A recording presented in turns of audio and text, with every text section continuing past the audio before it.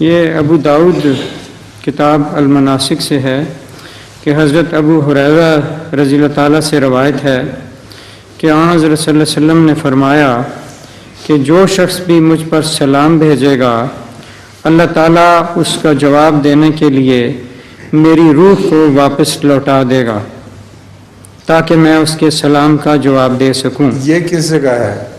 یہ ابو داؤد کتاب المناسک۔ ہاں، یہ تو غلط بات ہے۔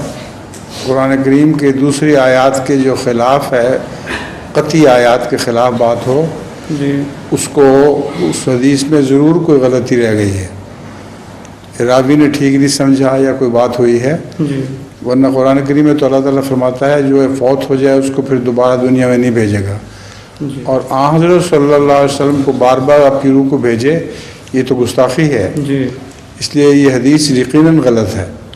ٹھیک ہے، جزاک اللہ۔